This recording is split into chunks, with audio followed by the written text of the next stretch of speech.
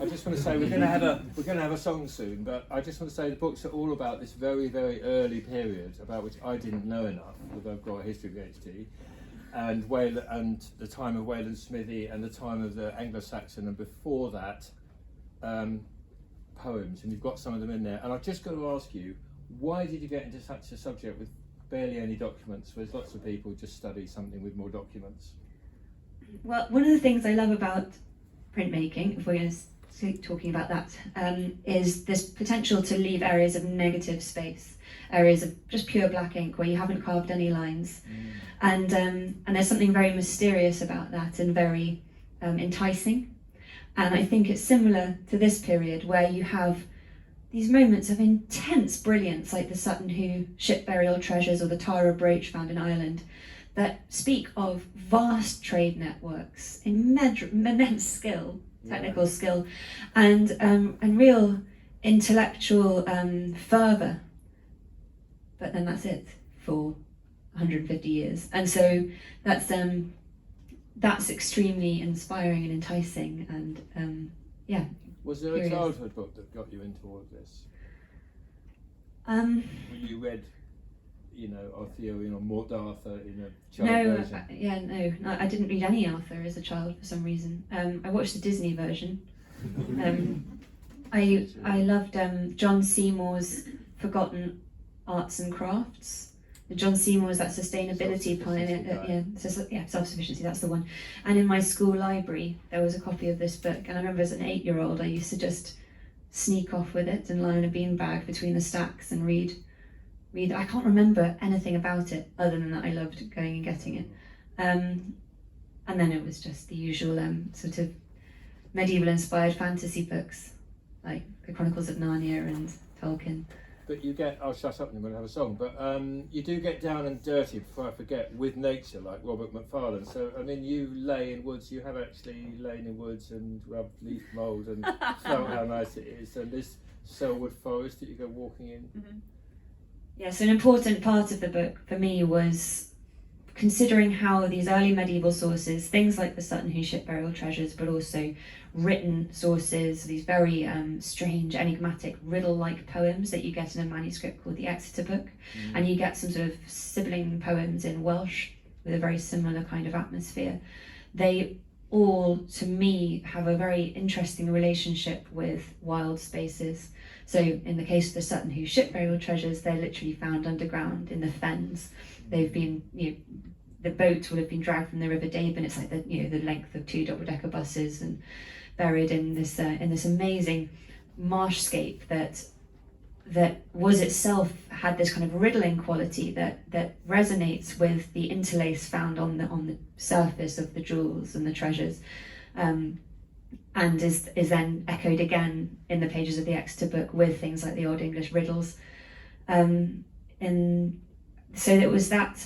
I mean, the forest. It was these kinds of how the forest could serve as a metaphor for madness or a kind of even anxiety, a sort of overabundance that had gone wrong.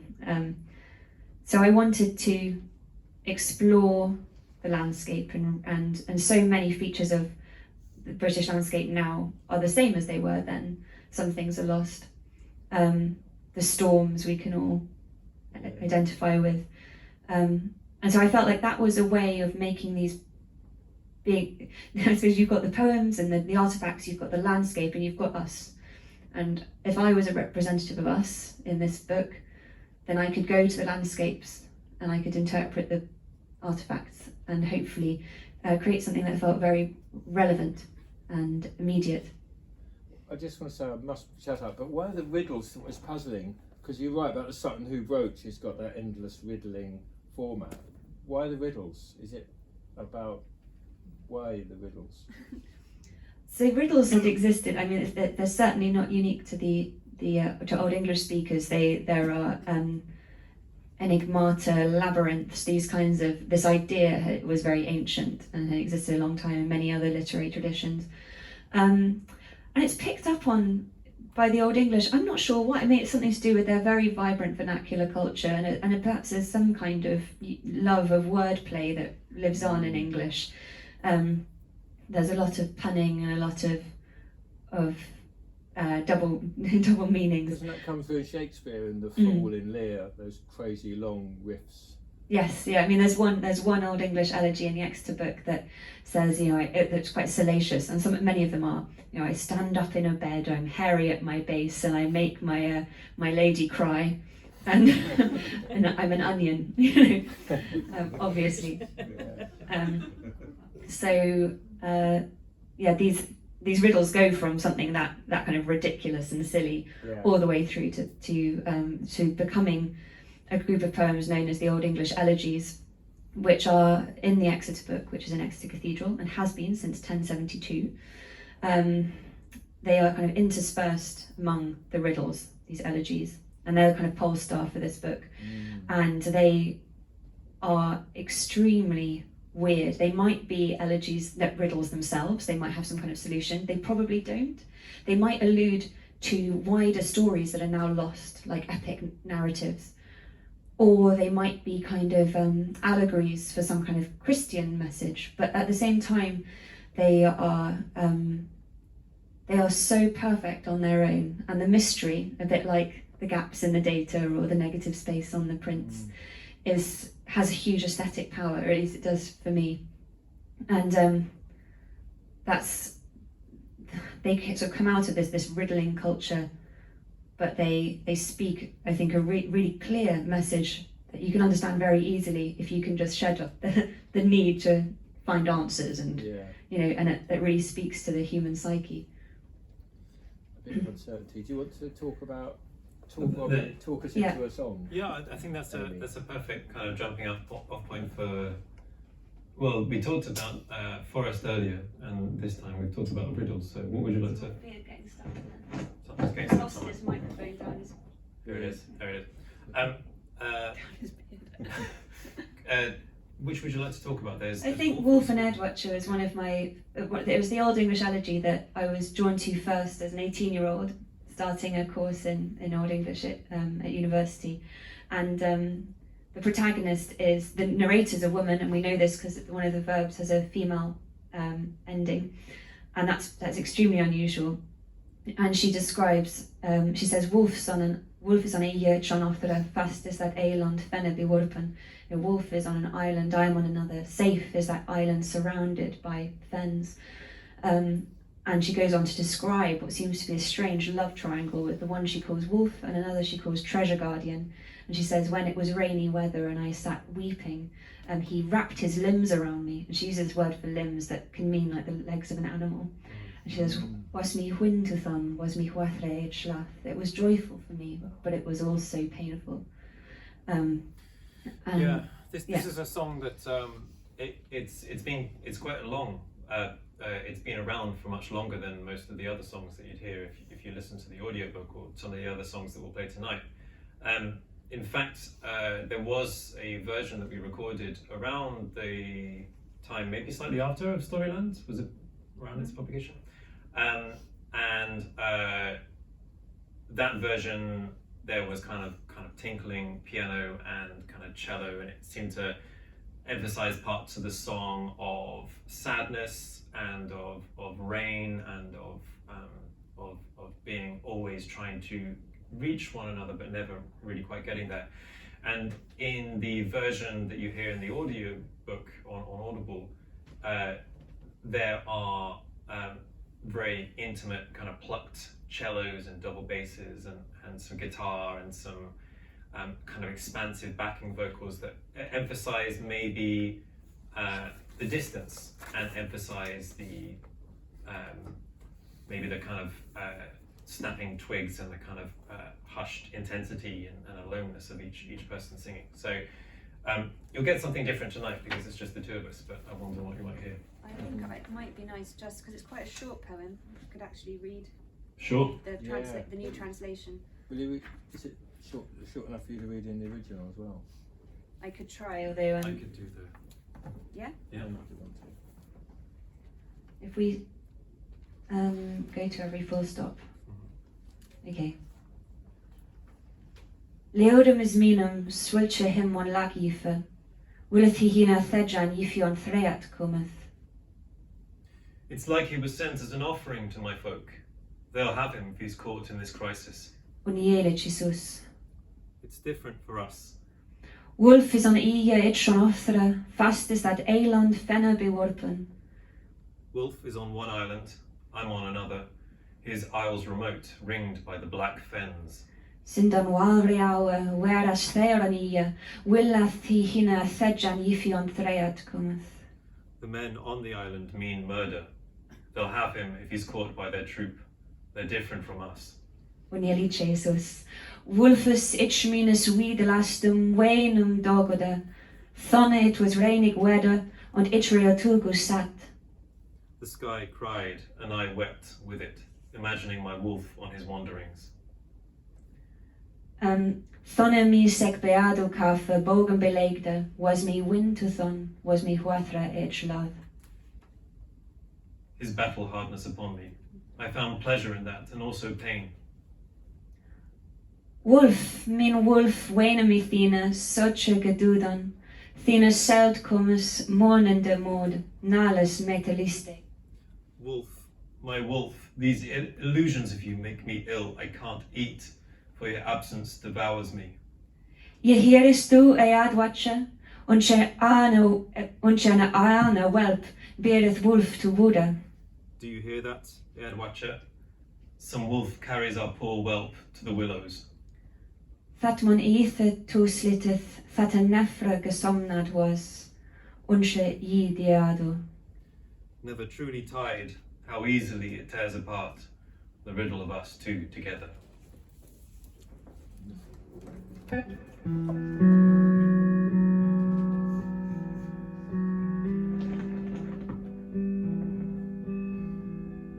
Wolf is on an island, I'm on another. Safe is that island, surrounded by fence. Battle-hungry men are there on that island. They would attack him if they fought back. It's different for us. It's different for us. Wolves far wanderings dog me with hope. When it is raining, I sit and weep. The soldier embraced me with the arms of an animal. It was a joy, it was so sad.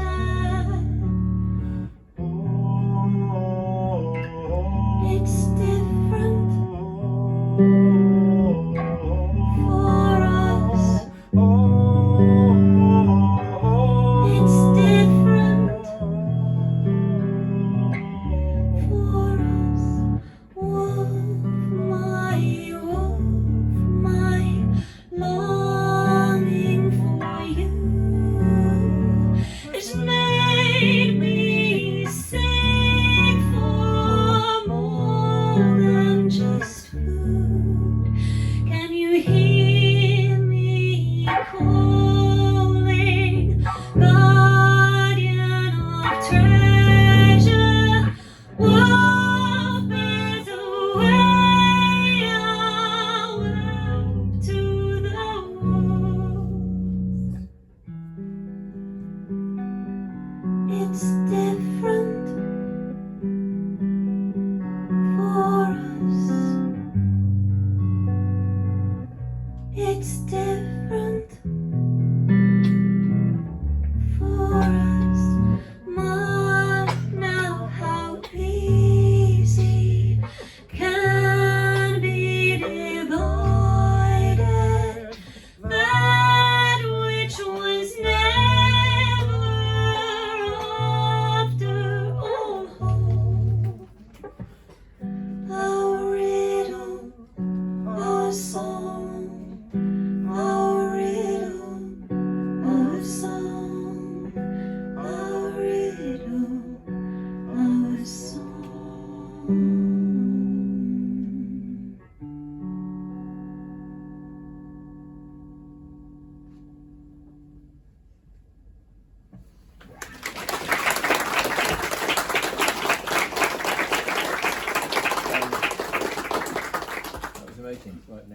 poetry section.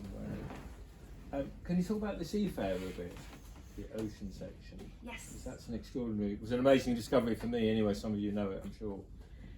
So that was largely inspired by one of these elegies which is known now as the Seafarer. They don't have titles in the original manuscript. And it's about a man, it seems, who is exiled on the ocean. And he says that he's spinning on icy waves, that his feet are fettered by frost, that the sound of the gulls and the terns and gannets calling invokes in his mind the sound of laughter in the mead hall, and how his spirit sort of twists from his chest. It's amazing. He says, my heart flies. He says the lone flyer cries and flies out over the ocean looking for consolation, and it comes to buildings with high walls and thinks that maybe here there will be the mead hall, the seat of the feast, the Lord who is the giver of treasure, about whom the thanes gather and who have that security of community and brotherly love. And when it reaches those walls, it realizes they're just the ruins of a fallen civilization, and that they are covered in frost and ivy, and not a place of refuge after all. And it's an incredibly powerful poem, not only for its description of being lost on a frozen sea, which has never happened to me, I'm very grateful to say, but also of because I mean, these are the Old English speakers were descended from Germanic migrants. They were people who were very familiar with boats and going around on rivers and on the North Sea, and so that kind of quite vivid description of that landscape probably would have hit home for many on a purely physical level, but also on a psychological level. It seems to describe the privation of depression, that absolute dearth of comfort, so that's what I reflect on. So each chapter in Wild tells a short story that's inspired by one or more poems, artifacts, and then is followed by a commentary that sort of describes those artifacts and reflects on this idea of how they use the wilderness as a metaphor or as an allegory or whatever it might be. In the Seafarer chapter, or the Ocean chapter, so the chapters go Earth, Ocean, Forest, Beast, Fen, Catastrophe, Paradise. So in the Ocean chapter I reflect on the Seafarer, but also on the story of the lamenting woman, which she actually is not a story, she's a motif. She comes up a lot in Old English literature, and often standing, in fact probably always standing beside the funeral pyre of her male relatives, and this is and it was her voice will be kind of rising up with the smoke as she's lamenting their deaths, and this is a double tragedy, because not only has she lost the men who she has loved and raised, but with their loss she has lost her security. This means that a conquering kingdom, conquering polity is taking over, and what will become of her and her daughters now. The song from that one probably doesn't need a compliment. I could just, or do you want to, are you happy to? Yeah. We haven't rehearsed it, but we could do it. Yeah, I think if there's time to say something about Yeah. it. Well, yeah. Yes, please. So I'll just say very quickly, so lyrically, when I sketched out this piece, and that's what I did with the songs, is kind of sketch them out and sent them to Robbie, pretty much just like WhatsApp audio messages. And Robbie, who has proper technical musical skill as well as a kind of real sensitivity to this stuff, would then take them and kind of turn them into something. So Seafarer was my idea of this woman's lament, reflecting on both the Seafarer poem, but also these kind of themes of loss and privation. Yeah. I think when I got these audio kind of these voice notes, basically with just Amy playing and having piano as well. Sometimes she'd multi-track herself and make some improvised harmonies with herself. But in order to make sure that I could write something down that showed an idea of what I had in mind for the arrangement without actually writing the arrangement, which would take much more time, and didn't want to write something and then it'd be, well, actually this isn't what we want at this point. I wrote these, I drew these kind of strange little pictures and little diagrams with little squiggles and shapes and arrows and things. And I've noticed Amy's used the word spinning and using the word twisting and these things. And I drew this figure, and around them was these concepts of safety and these concepts of kind of being lost, and they were just going round and round and round and round and round. And so with this person who's been cut off from all of her security and all of everything else she's kind of holding dear, there is that sense of loss and what loss means for someone. Also, an important concept in the story, I think, is motherhood, and we actually got Amy's mother to sing on this record in the backing tracks as well. So there's a lot of these significances kind of built into. You also, I think, you also pointed out beautifully how many ruins were around people in the so-called Dark Ages, which are not that dark. Ruins of Roman Britain, especially here in Canterbury. There's a great big picture in the basement of the old shop with the Archaeological Trust of what Canterbury looked like after the Roman Empire, as well as life being short. So, yes, I think it was really inspiring for people. They came over back from a society, for the Germanic migrants. They built in wood, and they come over, and there are these derelict. I mean, London was practically derelict. And they build their settlement outside the walls of London initially, and it becomes Aldwych once they move in within the city walls when the Vikings are threatening. But there's one of the elegies is known as the Ruin, and the protagonist is walking through a derelict city and saying these walls that enter Gawaeok, the work of giants, and they once rang with laughter. These bathhouses, he kind of identifies them as bathhouses and the streets and things, and it says it just uses it as this opportunity to dwell on the transience of earthly glory and the inevitability of decay. This is so far sounding like a really negative book. It actually gets quite happy as it progresses, but we begin very much with these themes of earth and depression and. No, it's tremendously affirmative as well, as we were discussing. We'll come to. There's joy there as well, definitely. And the women, there's lots of ass-kicking women. Is that you pointing up that so many strong women in this, rather than sort of wilting through, I feel like women? I think one of the things that captivated me about the Old English elegies when I was 18, and then has continued to do so ever since, was it's not just that I think 3 of the protagonists of this group of maybe 6 elegies are probably female narrators, but also that all of them are extremely sensitive narrators. There isn't this kind of sword-wielding kind of hero figure that we associate with Old English literature. And this is true also of the Welsh poetry that's included in here. There's always something being grappled with by the narrator, whether it's a physical illness or loss of a former happy life, or a confusion in love, as it is in Wolf and Ed Watcher.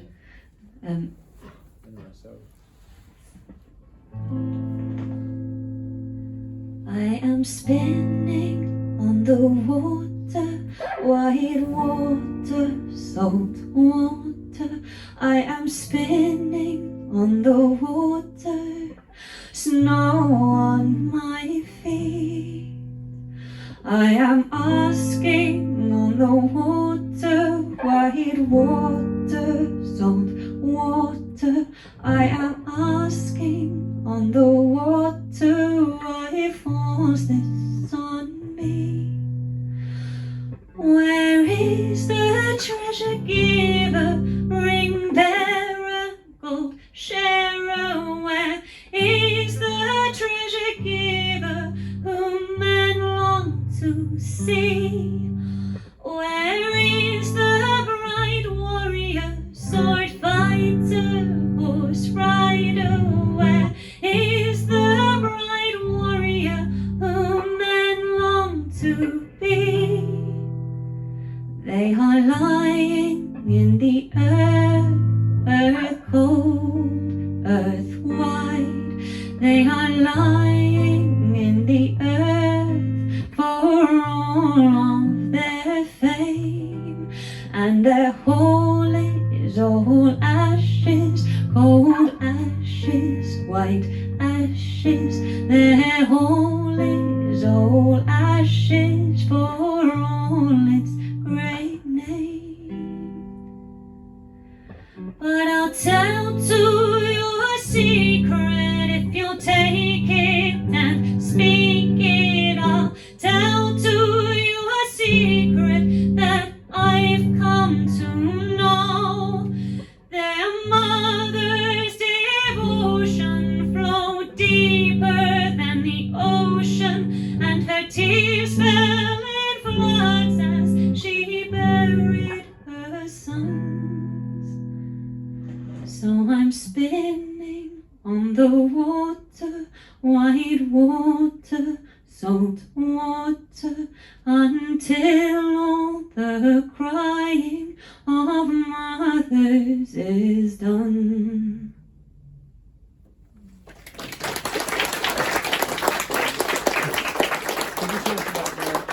you tell us about the Frank's casket, which can be seen in the British Museum? Yeah, something we can go and see. Room 41 of the British Museum. The I think it's called the Anglo-Saxon collections, and it's got the Sutton Hoo ship burial treasures in there.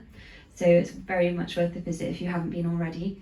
The Frank's casket is a very, you could walk past it quite easily, you know, it's a little whale's bone casket about the size of a box of dominoes, you know, that sort of thing that you get in a pub. And each panel has been carved with narrative scenes. And these aren't, I mean, if you have seen any carved ivory caskets from the later medieval period, they're very, very fine, courtly, kind of elegant carvings. These are not. These look like the early years of Wallace and Gromit, in my opinion. But there is something haunting about them too. They're not comic. And the scholars have identified the scenes on each of the panels. Sometimes there's pairs of scenes. So the front panel, which is arguably the most important one, has a scene showing Wayland the smith, this kind of demigod Germanic goldsmith figure, passing a drugged drink to a woman called Beardahild, who is the daughter of a king who has had Wayland's hamstrings cut and is forcing him to work for free. And the daughter doesn't know this. She doesn't realise that Wayland hates her, so she trusts the drink that she's taking. And actually, the other thing she doesn't realise is that Wayland has already murdered her two younger brothers, and that their bodies are lying under the floorboards of the forge, and that that he has amazingly made earrings from their eyeballs, a brooch from their teeth, and a goblet from or two goblets from their skulls, and sent them to the king. And so he's been using them, and his wife's been wearing the earrings. So she doesn't realise what a dangerous situation she's in, and she's about to take this cup. And she does, and she drinks, and she falls into a kind of stupor, and he rapes her and impregnates her. On the facing sort of scene, so there are two scenes on this panel, you have the Virgin and Child and the adoration of the Magi. And the Magi at the front is holding up a cup of gold. And of course, the king that brings the gold. And so you have these two reflections, perhaps, on different forms of impregnation, of motherhood, one which is consensual, one which isn't, and that just kind of sets the tone for the panel at large, the box at large. You've got the fact that it's made of whale's bone, and there's a runic inscription that says the King of Terror was sad when he swam up onto the beach, whale's bone, or he swam up onto the shingle. So it actually speaks from the perspective of the whale, perhaps beached, and then whose bones were harvested for the creation of this casket. But that also then brings up this idea of the whale in this period as the Old Testament story of Jonah in the belly of the whale, and this vessel. I mean, there's just meanings upon meanings, and this is classic. This is not just me going off on one. This is really consistent with what we understand about the worldview in this period and their approach to interpretation of art objects and of texts, and kind of looking for layers of meaning. On another panel, there's the she-wolf nursing Romulus and Remus. There's the violation of the temple in Jerusalem, and where the Holy of Holies was broken into. I think it's in AD 70. And then there's a couple of unidentified legends, one that's thought to be a sort of Germanic riffing on the Greek myth of Achilles, and another which shows a figure who's identified in another runic label as a woman called Hos, sort of mourning over Sorrow Mound, it says in the runic inscription, because of the pain someone called Ertai has inflicted upon her. And so it's just an immensely intriguing object, and I think also shows that how many forms these kinds of stories circulated in, visually or in the spoken word or written down or in song. And it's so eclectic, that world where Sutton Hoo has Christian spoons in it as well as the Celtic things. There's an eclecticism there. But the images, that dreamlike, I mean, have you dreamt about this stuff? Because I should tell everyone who hasn't read the book that as a narrator, you are, I think, fantastic novelist. I'm just quoting reviews. You evoke things amazingly. There are several sentences you want to read twice. Do you dream of the stuff? No, but I did dream about an etymology last night. Yeah, I actually thought that's probably a sign that things have gone too far. Yeah. I don't even remember what it was. But something about plastering. Really? Because you do talk about the continuance of these traditions, and maybe they've continued into things like, I don't know, Brexit, Indie Ref. You talk about Scottish independence. They're still in us, aren't they? I think that it's not just distant. The stories can be forgotten, but the feelings that they supported or fostered live on. So in the case of Storyland, was a far more overtly political book than Wild, and I look at the medieval origin myth of the Britons, which is all about a Trojan called Brutus who's exiled and then sent to this island in the Western Ocean because of a prophecy from the goddess Diana.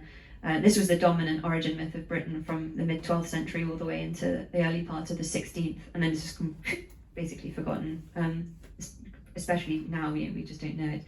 And there was this idea that he had 3 sons and he divided the territory of Britain between them on his deathbed, and he gave the eldest son, Lochran, the territory that would become England, and the son Albanac got Albany, Scotland, and Camber got Cambria, which would become Wales.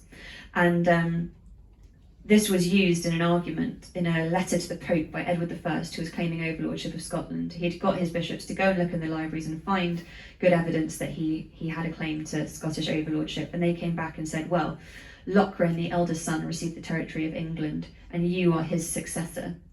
And so, as the eldest son, you can claim dominance over the other kingdoms in Britain. And so there was this immense sense of entitlement, but within a few decades the Scots had come back with their own origin myth, which they derived from the Irish tradition, which actually had them part of a completely different family tree, starting in the court of Ramesses II, when Moses was liberating the Israelites, and with the daughter of the pharaoh who was called Scota.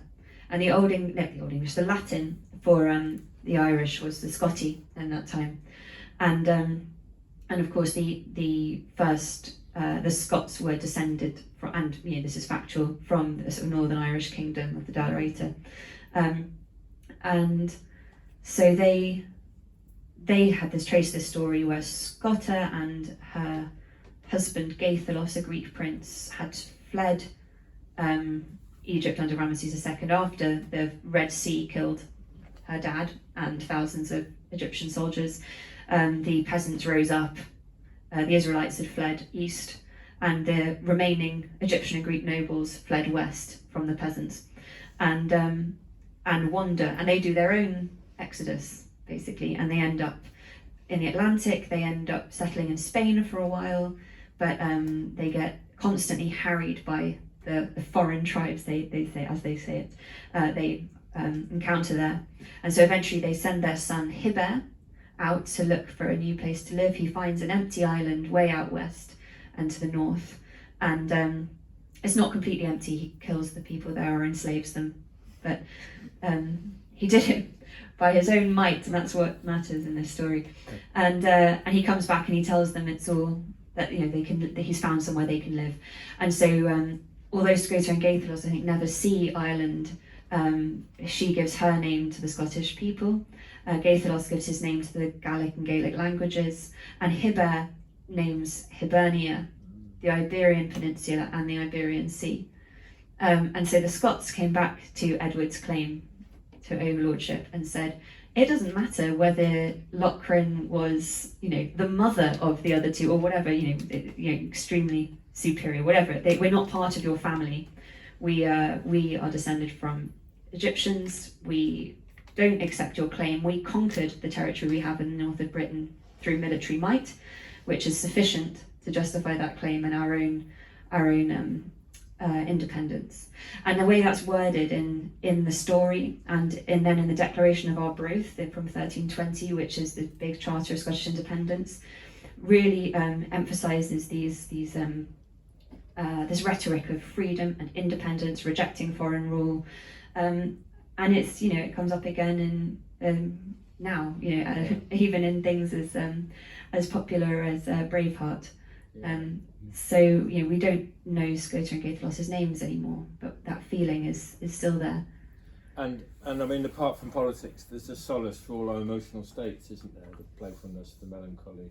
Do you want to talk in which area do you want to go into next towards the song? Do you want to go into the forest or the? Sure, yeah, I'd love to.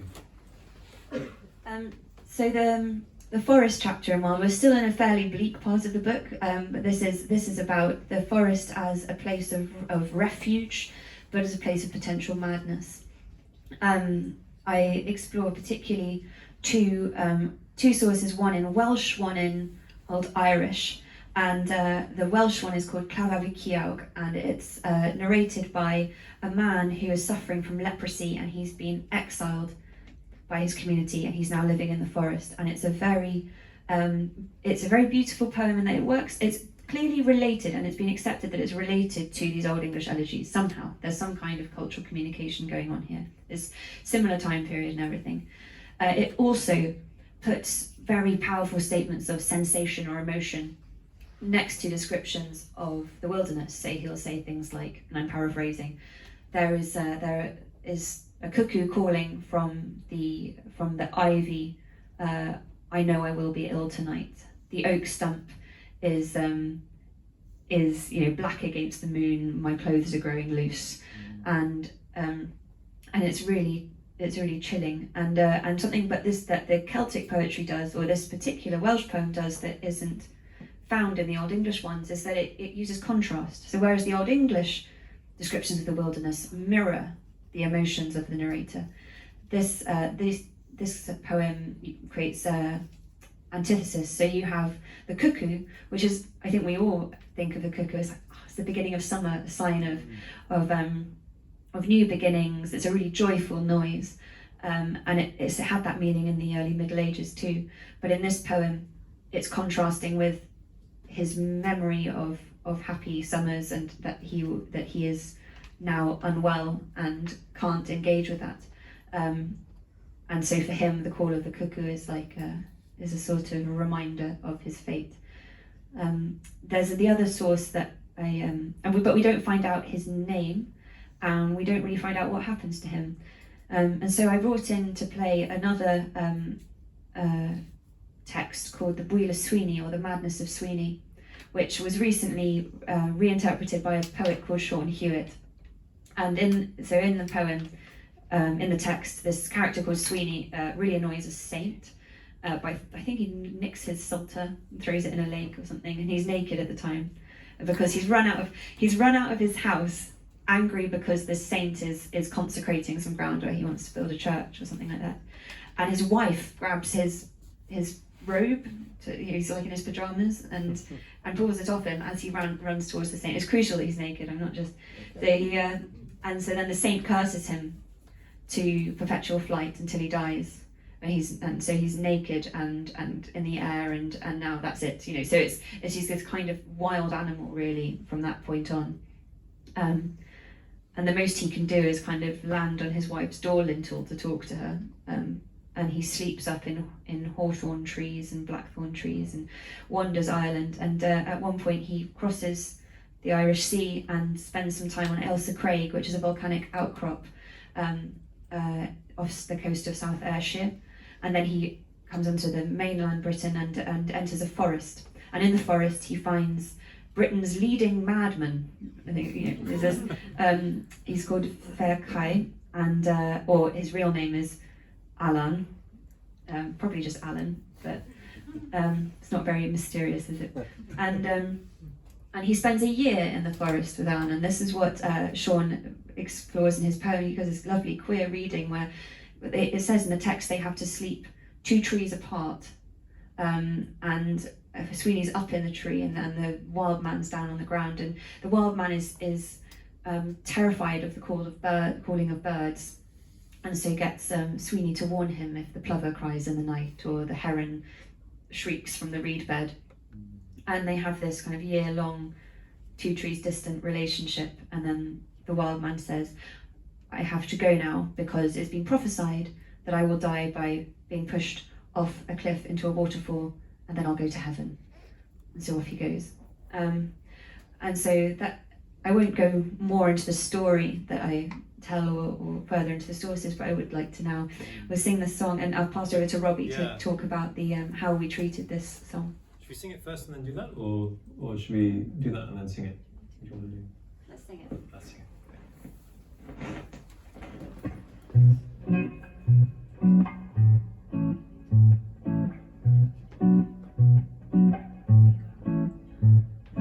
I can hear the cuckoo over and over again. Hear the cuckoo calling. Are you microphoned? Sorry, can everyone hear Robbie? Yes. Yeah? Oh, sorry, I just ruined the song just because I thought it disappeared down your top again. Right, go. I can hear the cuckoo over and over again. Hear the cuckoo calling over and over again. Take me to the place that drowns it all. Take me to the roaring waterfall. Find me summer winds, blow me into space. My clothes are loose, tears are on my face. Find me summer winds, blow me into space. My clothes are loose, tears are on my face. Sweetie in the canopy, chasing off the birds and watching over me.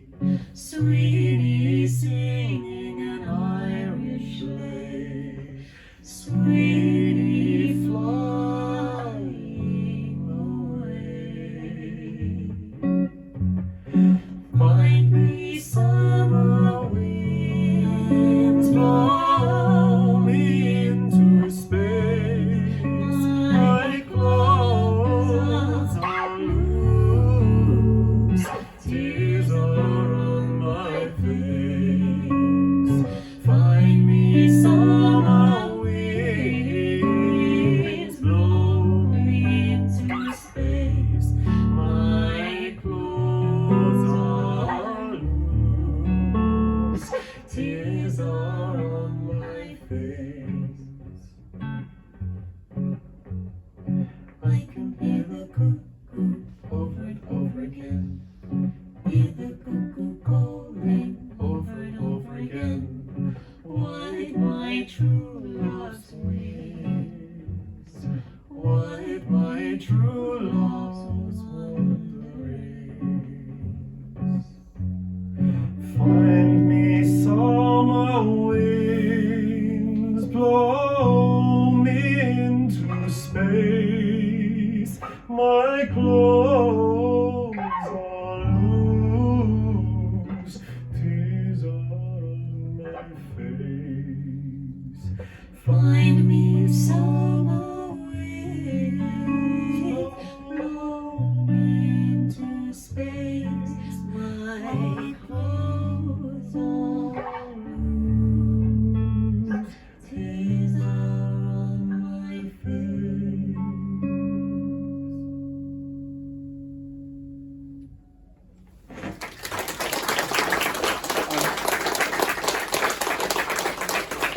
we're going to hand over to you good people shortly, but we're drawing to Catastrophe and Paradise. So doom is a theme near the end, but as we were saying, there's lots of playful ways of handling it, which are quite relevant. I'm going to quote Maggie Nelson. I'm sorry to swear, but it's not me. She says, if we're facing what we're facing, we all need to find a space between being fucked and unfucked, or we won't bother. And I thought of that when I read, I'm sorry about this one, when I read your passage about we should make art because of doom, not despite it. So I want to close and hand over to you two to talk about Catastrophe and the Paradise section. I think you've got to buy the book, but I'd love you to talk a bit about it. So about a year and a half ago, I had a baby and was sent into a spiral of existential dread, which I think isn't not at all unusual, and had this moment when she was crying to be fed, when I think it had been getting worse and worse, and I hadn't realised how I was feeling, and then she was crying, and I just thought, well, what's the point? You know, I couldn't listen to the radio at that point. I avoided any kind of news thing, most conversations actually, and then when this thought entered my mind of, well, what's the point of feeding this sweet and innocent creature, that I thought, yeah, no, something's wrong here, and I need to do whatever I can not to let this thought process continue, and really, so it was in discussion with a friend of mine who had a friend who was doing a philosophy PhD, and I need to get this guy's name because it's such a good quotation, because he said, he had gone through a similar thought process and actually wrote an article about it, about having children and this kind of thing, and he said that it was an expression of radical hope, and that I held on to those two words, and I thought, okay, so if I'm choosing to hope now, what would I do next? And I thought, well, I need to argue myself around. So, and really it was these poems which had meant so much to me when I was 18, that came to mean something to me again at the beginning of the pandemic, when these themes of isolation and exile and earthly transience were suddenly in the mainstream media. And that's when I did the illustration that was is being used as the front cover. Again, I felt like this was a place to go, and but this time in relation to climate change, which I don't discuss overtly in the book. So it was this, right, if hope is the imperative, then surely looking for, okay, so the case study I used is in the Catastrophe chapter, is the sacking of Lindisfarne in 793 by the Vikings, and supposedly, according to the Anglo-Saxon chronicles, there had been sheet lightning and dragons and whirling winds in the sky that winter, and everyone knew something was coming. And then there was famine, and then suddenly this outpost of innocence, this monastery in the North Sea, is destroyed by Vikings. And there's a scholar from the court of Charlemagne writes to the Bishop of Lindisfarne, this guy Alcuin, and he says, he describes how, priests being slaughtered, about the blood of saints running in the street, and this kind of shock, this absolute violation that this represented. And I thought about, what if, for the sake of argument, all of the monks had known that something this bad was coming. And actually, even if they didn't know about the Vikings, they did believe themselves to be in the final age of the world and preparing for Judgment Day. And so why did they carry on? I mean, the Lindisfarne Gospels come from Holy Island, and they are so meticulous and loving and careful. What would get you up each day to go into the scriptorium and inscribe these perfect, this ribbon interlace and zoomorphic patterns, if you were experiencing despair? It's like, this is not the product of despair, and yet it's something made in the knowledge of mortality. And this was just such an inspiring idea, and I thought, I'm not, that kind of defiance in the face of these things. And I know that, I'm in many ways naive, but I can only work from this one experience with my daughter. But I drew comfort from that, and that's it's that idea of creating because of the threat of doom, not in spite of it, because in beauty we find order.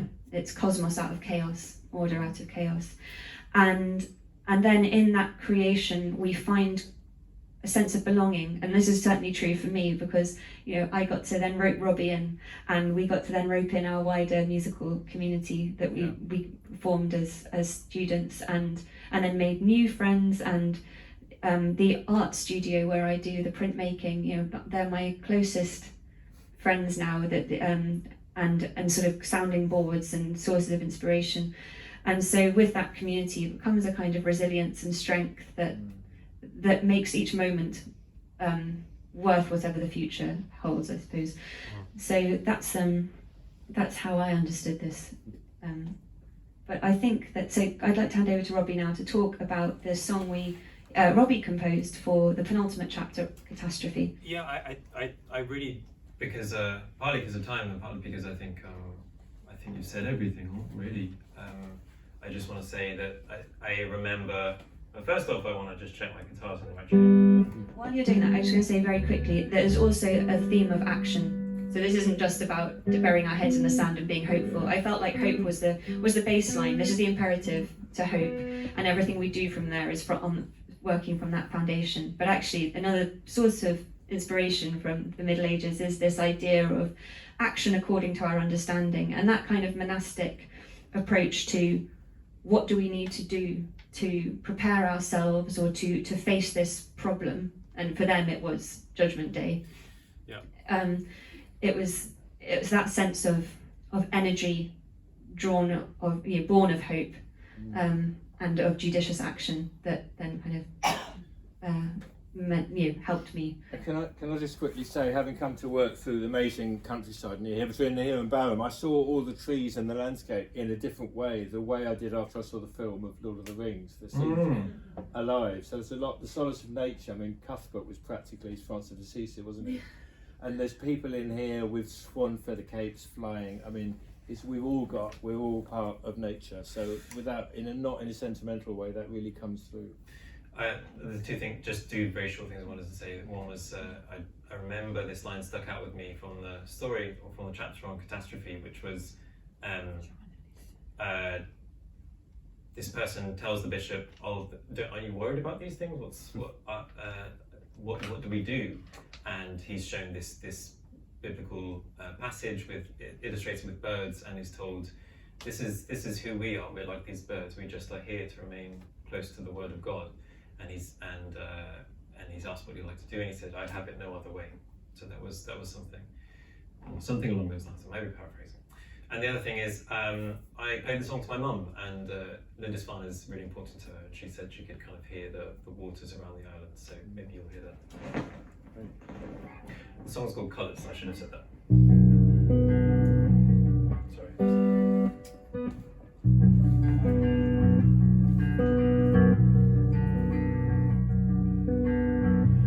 By steady hand,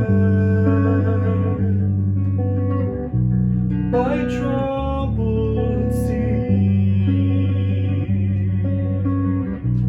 so may the word illumined be,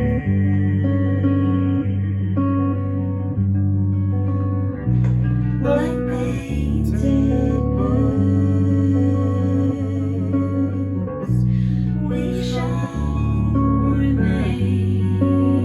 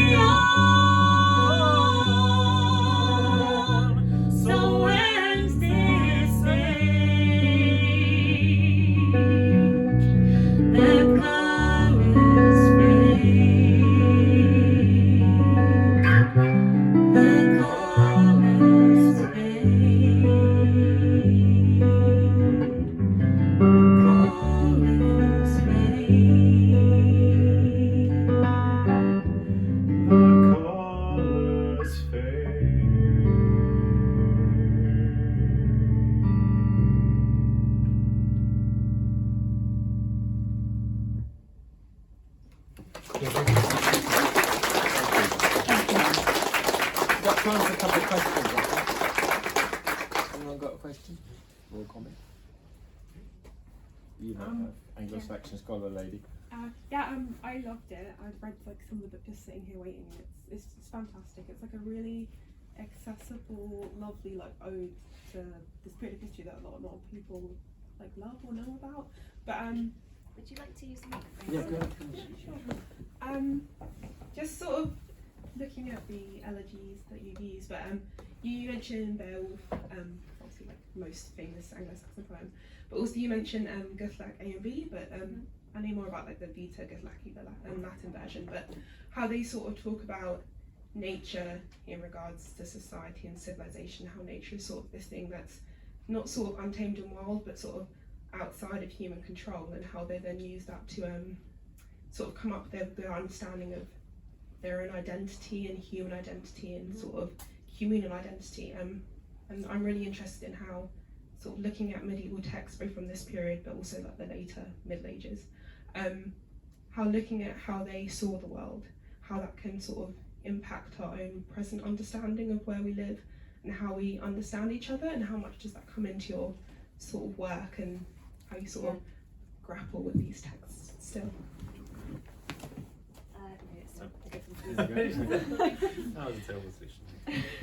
Thank you so much for your question. So I think that's what this book is trying to do. I think one of the things in the life of I think in the quotation was by a woman, Jenny Neville, who wrote about Anglo-Saxon culture and nature, and she describes how the fens are a place inhabited not only by wolves and wild animals, foxes and birds, but also places in which dwell monsters and giants and these kind of almost human creatures. And it reminds me of I don't know if anyone's read Nick Jubber's The Fairy Tellers, but he talks about the ogres outside Naples who lived up in the rock cut houses in the caves, and how maybe this is a kind of a sort of working out what the line is between human and animal. So, you know, I feel like I'd have to read you the book to answer the question, but I think that the point is that it's a really exciting pool of material culture and literature to dip into when you are trying to understand life now and our relationship with the wild, and hopefully that this book starts that conversation, or it continues a conversation that's been going on within academia for ages, but and that you'll be inspired to write a retelling of the life of St. Guthlac. Thank you. Anyone else? I'll run over there.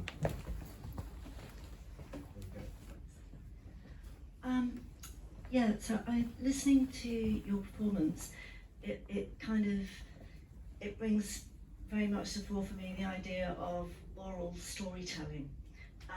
So back in those times, that was probably how stories were passed on. So when you started writing these books, was that always in your mind to make them into an oral way of telling stories as well as a written way of telling stories?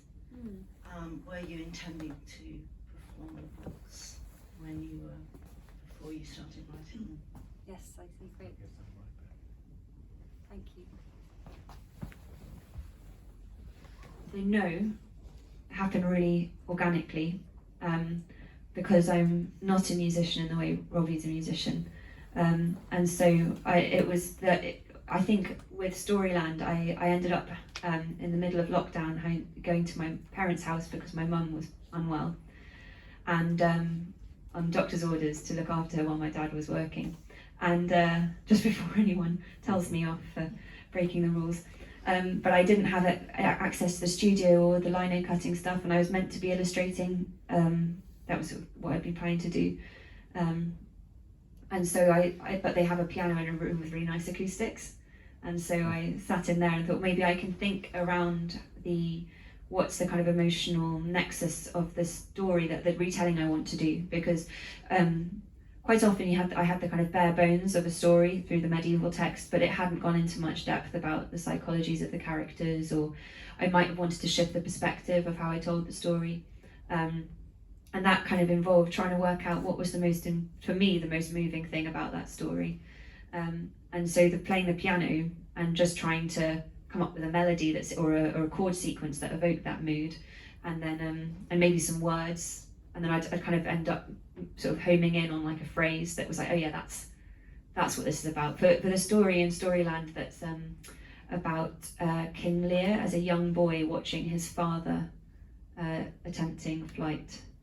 That through writing that song, I realised that the thing that was so moving about that story was how much faith he'd have in his father's, how much he'd believe his father's completely deluded sense of his own ability, and how as a child you just have that faith in your parents. And so yeah, that's how it began, and then the songs developed, and I invited Robbie to work on some arrangements, and we began to collaborate, and when they were good enough we thought, oh, we want to do something with this. And that's how it developed. Yeah, I if it's okay if I add this, we were talking in the restaurant just over the road just about this before. It may not have been an intent that Storyland or Wild are part of an oral tradition or oral stories, but Amy is always, I've known her for quite a few years, and has always been someone who tells stories all the time about people, about me, about family, about friends, and takes great pleasure in it. And has always been someone who's always making things and always singing and always making music. So in some ways it's not planned, but it's a totally natural progression and part of perhaps the same tradition of not seeing it as, oh, there's a story and maybe we'll make it into something else, but actually there are all these ways to tell it more and tell it better. Fantastic. I think, yeah, Sancho Panza starts a rambling story on the eve of a battle, and Don Quixote says, you keep repeating yourself, and Sancho Panza says, that's what we do where we come from. So the story's music as well. One last question, I'll gas anymore. Yeah, could you hand the mic back? Thank you. I did also just want to, I guess, like, compliment you on my, because you're recounting the story of Lear and his father. I really love that you told the story of Cordelia afterwards, because I'd only known the Shakespeare telling of that story where, spoilers, she dies, and I found the ending, well, the way her story progressed, both more fitting and more tragic in a way. Thank you. But also, I want to word this carefully, because I don't mean this as a criticism of the work or an insult, it's a curiosity. And you kind of touched on it with Sweeney, but one of the things I loved when I was getting more into mythology and growing up, particularly Greek mythology, was like finding LGBTQ characters and themes in it. So I was wondering, when you were like looking for your stories for Storyland and Wild, did you just not find many of those in like British mythology, or did you find some but they just weren't as interesting or culturally relevant as the ones you put in? That's such an interesting question. Yeah, Thank that's you. a good question. Thank you. So I felt as though with Storyland, I suppose I was trying to tell a story of multiculturalism and diversity, and with Wild, it was the female voice was quite prominent in that.